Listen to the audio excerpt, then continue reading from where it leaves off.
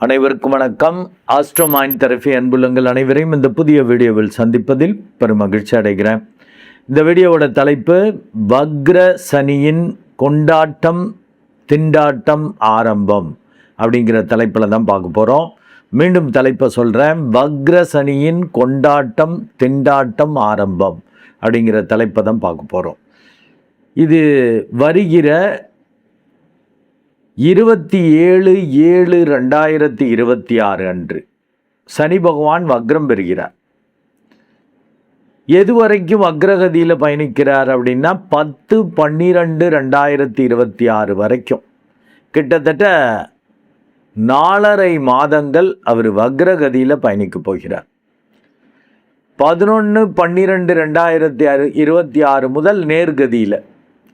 அப்போ இந்த வக்ரகதியில் பயணிக்கிறதால என்ன மாதிரி பலாபலன்கள் இந்த 12 ராசிகளுக்கும் ஏற்பட போது, அவங்களுக்கான இந்த அறிவுறுத்தல்கள் என்ன அப்படிங்கிறது தான் இந்த வீடியோஸில் பார்க்க போகிறோம். இப்போ இந்த சனி பகவான் வக்ரகதியில் பயணிக்கிறாருன்னா அது சூரியனுடைய மூமெண்ட்டு படி அது வக்ரமாகும். அதை டீட்டெயிலாக ஜோதிட நுணுக்கங்களை ஜோதிட விதிகளை விட பலன்களை உங்களுக்கு சொல்கிறப்ப தான் நீங்கள் எச்சரிக்கையாக இருக்க முடியும். ஏன்னா லென்த்தி வீடியோவாக போகும். இப்போ இது வக்ரகதியில் 27/7/2026 அன்று பயணிக்கிறப்ப நான் என்னுடைய பல வீடியோஸில் சொல்லியிருப்பேன். என்னுடைய ஆஸ்ட்ரோ மைண்ட் தெரபி அன்புள்ளங்களுக்கு தெரியும். வக்ரகதியில் ஒரு கோள் பயணிக்குதுன்னாக்க அந்த ஜாதகரை ஒரு குடிகாரரை போல் பிஹேவ் பண்ண வைக்கும். குடிகாரர போலன்னு என்ன சார் இப்போ சொல்கிறீங்க, ஒன்றும் புரியல அப்படின்னா, நார்மலாக அந்த குடிக்கிறவங்கள பார்த்தீங்கன்னா தெரியும். நல்ல ஒழுக்கமாக நேர்மையாக ரொம்ப அப்படியே ஆச்சாரமாக பட்டக்கிட்ட போட்டுக்கிட்டுலாம் இருக்கக்கூடிய ஆளுங்க கூட, ரொம்ப அழகாக பணிவாக பேசக்கூடிய ஆளுங்க கூட குடிச்சிட்டா வேறு மாதிரி பேசுவாங்க, வித்தியாசமாக பேசுவாங்க.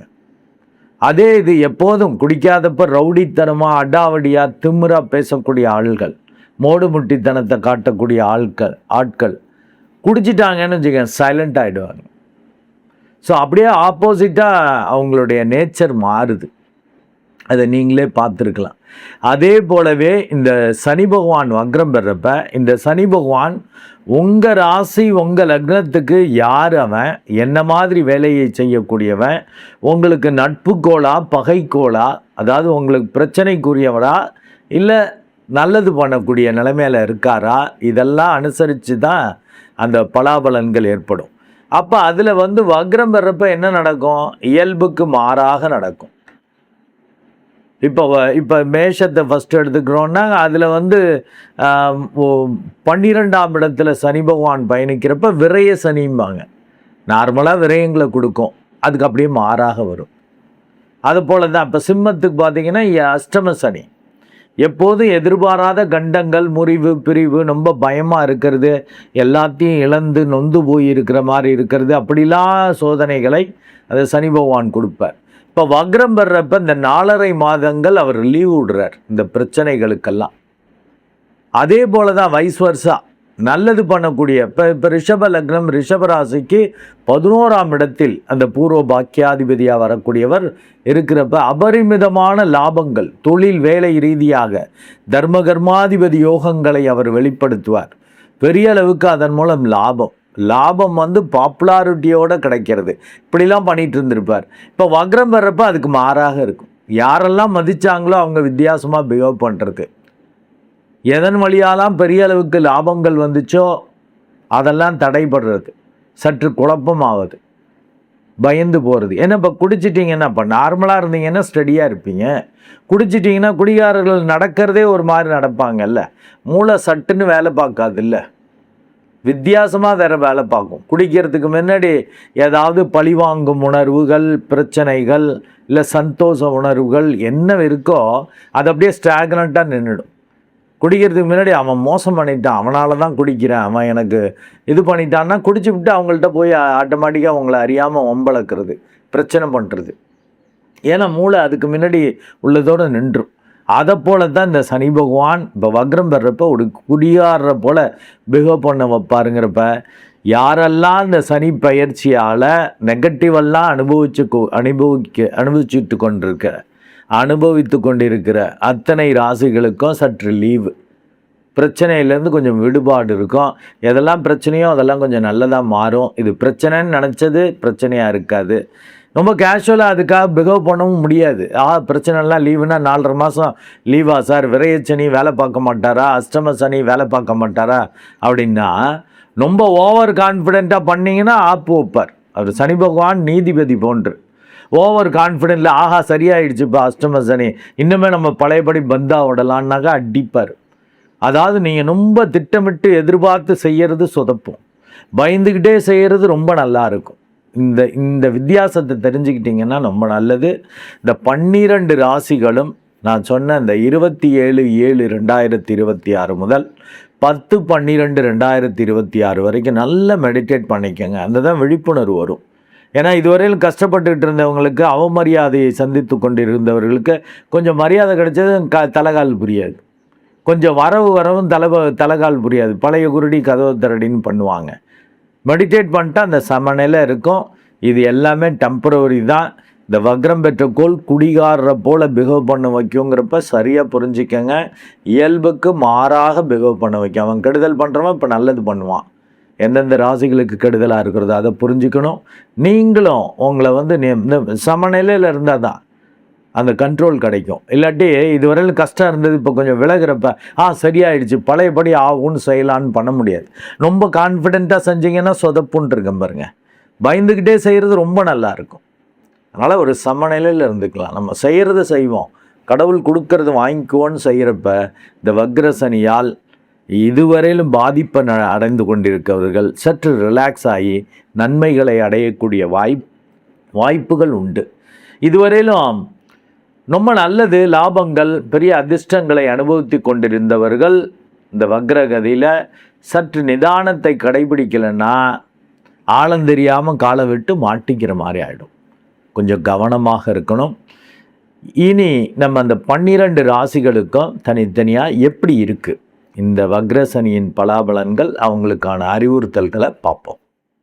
இப்போது ரிஷப லக்னம் அண்ட் ரிஷபராசி அன்புள்ளங்களுக்கு இந்த வக்ரசனி 2026 கொண்டாட்டத்தை கொடுக்க போதா, திண்டாட்டத்தை கொடுக்க போதா அப்படிங்கிறத இப்போ பார்க்க போகிறோம். இப்போ இதுவரையில் இவங்களுக்கு லாபசனியாக கொண்டாட்டத்தை கொடுத்து கொண்டு இருந்தவர் இப்போது சற்று திண்டாட்டத்தை கொடுக்க ஆரம்பிக்க போகிறார். இப்போ இவங்களுக்கு திண்டாட்டம் வரும். எதன் வழியாலா, எப்படி இருக்கும், அதற்கான அறிவுறுத்தல் என்ன அப்படிங்கிறத இந்த வீடியோவில் பார்க்க போகிறோம். ரிஷப லக்னம் அண்ட் ரிஷபராசி அன்புள்ளங்களுக்கான அறிவுறுத்தல்கள் என்பது ஆசை, லாபம், ஆட்டம் காணும் நேரம். மீண்டும் உங்களுக்கான அந்த தலைப்பு அறிவுறுத்தலை கொடுக்குறேன். ஆசை, லாபம், ஆட்டம் காணும் நேரம். இப்போ தலைப்பில் இருந்தே புரிஞ்சிருக்கலாம். இதுவரையிலும் தொட்டது தொடங்கிறது, நினைச்சதை விட பெரிய அளவுக்கு பேராசையான விஷயங்கள்லாம் கூட நடந்தது. இதெல்லாம் சற்று லீவ் விடுறார். சில இதெல்லாம் ஆட்டம் காணும். அதனால தான் திண்டாட்டம் ஆரம்பம்னு. எந்தெந்த வகையிலெல்லாம் அவங்களுக்கு அப்படி இருக்கும் அப்படின்னாக்க, முதல்ல இப்போ பரபரன்னு ஓடி உழைச்சிக்கிட்டு இருந்தவங்களுக்கு இப்போ ஓட முடியாது, உழைக்க முடியாது, டல்லாக இருக்கும், சோம்பேறித்தனம் வரும். லெதார்ஜிக்காக நல்ல ஆபம் தான் வருது, இல்லை பார்த்துக்குவோமே அப்படின்னு அலட்சியம். இல்லாட்டி ரொம்ப அது வரையில் ஓடிக்கிட்டு இருந்தவங்களுக்கு தசாபதி சரியில்லைன்னா உடம்பு படுத்தி வியாதி சிக்கலால், அதனால் பிரச்சனை, நோயால் அப்படி ஒரு வீக்காக, உடம்பு சரியில்லை, மனசு சரியில்லை அப்படிங்கிற ஒரு தன்மையெல்லாம் இவர் கொடுப்பார். அப்போ உடம்பு நல்லா இருந்து மனசு நல்லா இருந்தால் தானே ஓட முடியும், உழைக்க முடியும், ஆசையோடு அதை செய்யணும் இதை செய்யணும்னு செய்ய முடியும். அப்படியே சோம்பலா டல்லா, நல்ல தசாபுத்தியாக ஓரளவு இருக்குன்னாக்கா லெதார்ஜிக்கு, சோம்பேறித்தனம் அப்படி தான் கெடுக்கும். கெட்ட தசாபுத்தினா உடம்பை படுத்தி நவுறவே முடியாதபடி பெரிய சிக்கல். கெட்ட தசாபுத்தினா ஆப்ரேஷன் பண்ணுறது, ஏதாவது ஒன்று சிக்கல்களை கொடுக்குற மாதிரி வந்துடும். இதுவரையில் நல்லா போயிட்டு இருந்துச்சு, யார் வச்ச கண்ணோ தெரியல, இதை மாதிரி ஆயிடுச்சு, படுத்த படுக்கே ஆயிட்டார் அப்படி இப்படின்னு. அதுவும் இந்த 3வது சுற்றாக வரக்கூடிய ஆளுங்கள்லாம் கொஞ்சம் கவனமாக இருக்கணும். இப்போ 7.5 வரப்போகுது அவங்களுக்கு 3வது சுற்றுன்னா அவங்கெல்லாம் கொஞ்சம் எச்சரிக்கையாக இருந்துக்கணும். ஏன்னா ஒரு 50 55 தாண்டி ஒரு 60 நெருங்குறாங்கனாலே ஒரு விழிப்புணர்வா பெரிய பெரிய விஷயங்கள், பேராசையான விஷயங்கள் எல்லாம் இறங்கக்கூடாது. ரொம்ப எதிர்பார்த்து திடீர்னு ஒரு சர்க்கிள் வரவும் ஹார்ட் அட்டாக் வந்துடும், சிக்கல் வந்துடும். கெட்ட தசாபுத்தின்னா அப்படி ஆகிடும். நல்ல தசாபுத்தியாக இருந்தால் பரவாயில்ல, ஒரு நிதானம், வேகமாக போயிட்டுருக்கேன். இப்போ டேர்னிங்கில் பிரேக் போடுவோம் பாருங்கள், லைட்டாக பிரேக் அழுத்திக்கிட்டே டேர்ன் பண்ணுவோம் பாருங்கள், அது மாதிரி ஒரு கண்ட்ரோல். அது மெடிடேட் பண்ணால் அந்த அந்த டிரைவிங் மாதிரி அந்த லாவகமாக அந்த வாழ்க்கையை வழிநடத்தக்கூடிய ஸ்கில்லு உங்களுக்கு வந்துடும். நான் அதை பல வீடியோவில் சொல்லியிருக்கேன். ஈவன் கெட்ட தசாபுத்தியாக இருந்தால் கூட நீங்கள் தியானம் பண்ணிங்கன்னா அந்த கோள்கள் பெருசாக கெடுக்க முடியாது. ஏன்னா நம்மளுக்கு முன்னமே தெரிஞ்சிடும், இந்த இடத்துல பள்ளம் வரப்போது, இந்த இடத்துல சிக்கல் இருக்குது, இந்த இடத்துல வம்பு இருக்குது, இந்த இடத்துல பிரச்சனை இருக்குங்கிறப்ப நம்ம அழகாக போவோமே, அதை விலக்கி விட்டு போவோமே, எச்சரிக்கையோடு போவோமே, ஈஸியாக தப்பிக்க முடியும். இதுதான் ஜோதிடத்தோட முக்கிய மையக்கரு. ஜோதிடம் பார்க்குறதே அதுக்காக தான். ஓரளவு அவர்கள் இருந்தால் விதியை மாற்றிடுவீங்க, இல்லாட்டி விதி பயனை எளிமையாக கடக்க முடியும். உங்களுக்கு உடம்பப்படுத்தாதபடி சாப்பாடு விஷயங்களில் கரெக்டாக இருந்துக்குங்க. ஓடிக்கிட்டே இருக்கேன்னு உடம்ப விட்டுறாதீங்க, உடம்பப்படுத்தும். இதில் நல்ல தசாபத்தினா சோம்பேறித்தனம் மனசைப்படுத்தும். எதை வழியிலெல்லாம் பெரிய அளவுக்கு அதிர்ஷ்டங்கள், நன்மைகள், எதிர்பாராத இதெல்லாம் வந்துச்சோ அங்கெல்லாம் ஒரு ஜர்க்கு, ஒரு தடங்கல், அங்கே கதவு மூடப்படும். என்னடா அது போனால் கதவு மூடி இருக்கு, வாங்க முடியல, ஆஹா அதை சாதிக்க முடியல அப்படிங்கிற ஒரு உணர்வு மேலோங்கும். இதுவரையிலும் பெரிய அளவுக்கு நட்புகளாக பங்குதாரர்களாக இருந்தவர்கள், அந்த நட்புகள் வழியாக கிடைத்த ஒத்துழைப்பு, ஒரு சந்தோஷம், பார்ட்னர் வழியாக கிடைத்த அந்த ஒத்துழைப்பு, பங்குகள், இதிலெல்லாம் சற்று தடுமாற்றம், குழப்பம் வரும். அப்போதைக்கு ஏதாவது ஒரு பார்ட்னர் நான் முறிவு பிரிவுன்னு போகிறேன்னு போவார், சொல்லாமல் கொள்ளாமல் போகிற மாதிரி வரும். அப்படியே ஒரு மாதிரி ஃபீல் ஆகும். எப்படிலாம் முன்னாடி இருந்தார், நம்ம எவ்வளவு செஞ்சுருப்போம், எவ்வளவு பங்கு கொடுத்துருக்கோம். உங்கள் கெட்ட தசாபத்தினா அவர் போய் உங்களுக்கு போட்டியாகவே ஒரு கம்பெனி ஆரம்பிக்கிறது, ஒரு உங்கள் பிஸ்னஸுக்கு போட்டியாக சில விஷயங்கள் செய்கிற மாதிரிலாம் பண்ணிடுவார். 4.5 மாதங்கள் தான். ஆனால் அவருக்கு நல்ல தசாபத்தி இருந்துச்சுன்னா வம்பில்லை. ஸோ இந்த காலகட்டத்தில் இந்த பார்ட்னர் வழியாக முறிவு பிரிவு சிக்கல்கள் வராதபடி, அது குடும்ப, தட் இஸ் லைஃப் பார்ட்னராக இருக்கட்டும், பிஸ்னஸ் பார்ட்னராக இருக்கட்டும், முறிவு பிரிவு வராதபடி ஒரு கவனம் வச்சுக்கணும். குழந்தைகள் விஷயத்துலேயும் ஒரு விழிப்புணர்வு வேணும். பிள்ளைங்க அதை கேட்குது இதை கேட்குதுன்னு ஆலோசிக்காமல் பெரியவங்கள்ட்ட கேட்டு ஒரு தெளிவாக ஒரு முடிவெடுத்து பிள்ளைங்களுக்கு செய்யாமல், பிள்ளை கேட்குதுன்னு அதையும் இதையும் உங்கள் அறியாமையால் ஏதாவது செஞ்சு கெடுத்துக்கிறதுக்கான பிள்ளைகளை கெடுத்துக்கொள்வது, குழந்தைகளின் வாழ்வை கெடுக்கும்படி நீங்களே ஏதாவது செஞ்சு விட்டுருவீங்க. நல்ல மெடிடேட் பண்ணிக்கங்க, ஒரு விழிப்புணர்வு வர ஆரம்பிக்கும். நிதானமாக செய்யணும். ஏன்னா நான் இன்ட்ரொடக்ஷன்லேயே சொல்லியிருக்கேன், வக்ரம் பெற்றக்கோள் ஒரு குடிகாரரை போல் பிஹேவ் பண்ண வைக்கணும். இதுவரையிலும் பிரம்மாண்டமான லாபங்கள், நன்மைகள், பேராசையான விஷயங்கள் நடந்தது.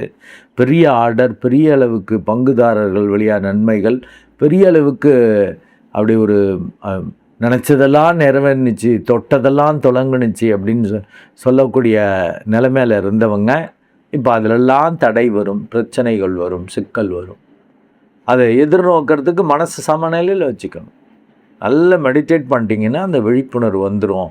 ஒரு சமநிலையில் இருந்துட்டு இது இப்படி தான். ஆனால் இதுவும் மாறும்னு ஜஸ்ட்டு ஒரு 4.5 மாதங்கள் தான்.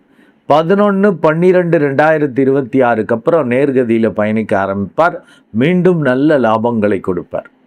பெரிய அளவுக்கு வேலை தொழில் ரீதியாக தர்ம கர்மாதிபதி யோகம் வெளிப்படும். நீடித்த நன்மைகள், பெரிய நன்மைகள் இல்லை, இப்போ கிடைக்கக்கூடிய லாபங்களை வைத்து தொடர்ச்சியாக நன்மைகள், தொடர் வாழ்வை சிக்கனமாக சேமித்து வச்சு சரி பண்ணுறது, அதெல்லாம் சுக்கிரன் பண்ணும். ஏன்னா ரிஷப லக்னத்துக்கு அதிபதி யார்? ரிஷப ராசிக்கு சுக்கிரன். சுக்கிரன்னாலே சுகவாசி. சுகமாக வாழ என்னென்னலாம் பண்ணிக்கணுமோங்கிறதெல்லாம் அதெல்லாம் பண்ணிக்குவீங்க. பட் இந்த 4.5 மாதம் அதுக்கெல்லாம் சொதப்பல்கள் வரும், கவனம் தேவை. குறிப்பாக உடம்பை பார்த்துக்கணுங்கிற பாயிண்ட்டு ஞாபகம் வச்சுக்கோங்க. சிக்கல் வரும். அண்டு குழந்தைகள் நலனையும் மனசையும் பார்த்துக்கணும். குழந்தைகள் நலன் அவங்கள்ட்ட எப்படி இருக்காங்க, என்ன பண்ணிகிட்ருக்காங்க. ஏன்னா குழந்தைகளால் சில நிம்மதி சந்தோஷம் கடுற மாதிரி பெரிய லாபம் நன்மை வரும்னு குழந்தைகளுக்கு செய்கிறது அப்படியே ஆப்போசிட்டாக. உதாரணத்துக்கு உணர்ச்சி வசப்பட்டு குழந்தைக்கு இப்போ சொத்தை எழுதி வைக்கிறீங்கன்னு வச்சுக்கோங்க, அந்த குழந்தைங்களோட மனசு மாறும். இப்போ நிறையா நியூஸ்லெல்லாம் பார்த்துருக்கீங்கல்ல, அந்த சொத்தெல்லாம் எழுதி வாங்கிக்கிட்டு கடைசியில் அவங்கள பார்த்துக்காம அவங்களுக்கு நல்லது பண்ணாமல் ஏதாவது வெளியில் விட்டுறது, இல்லாட்டி ஆசிரமங்கள் அந்த வயதானவர்கள் இருக்கிற அந்த பராமரிப்பு இல்லங்களுக்கு அனுப்புறது, அப்படி இப்படிங்கிற மாதிரிலாம் வரும்.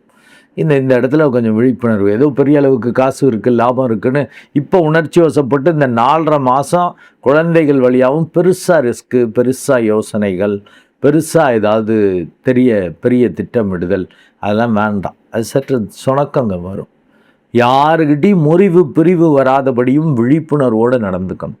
இதை நடந்துட்டால் அந்த ரிஷப லக்னம் மற்றும் ரிஷபராசி அன்புலங்கள் 4.5 மாதங்களுக்கு பிறகு, அதாவது 11/12/2026க்கு பிறகு மீண்டும் அந்த கொண்டாட்டம் ஆரம்பிச்சிடும். இந்த 4.5 மாதம் திண்டாட்டம் தான், ஜாக்கிரதை அப்படிங்கிறத மனசில் வச்சுக்கணும். மெடிடேட் பண்ணிட்டீங்கன்னா அந்த விழிப்புணர்வு இருக்கும், இல்லாட்டி உணர்ச்சி வசப்பட்டு சிக்கலில் மாட்டுவீங்க. ஜாக்கிரதை. நன்றி அன்புலங்களே. மீண்டும் ஒரு நல்ல வீடியோவில் உங்களை சந்திக்கிறேன். அதுவரை உங்களிடமிருந்து வணக்கம் கூறி விடைபெறுவது உங்கள் அன்பு டாக்டர் அருட்குழந்தை ஆர். கணேசன். நன்றி, வணக்கம்.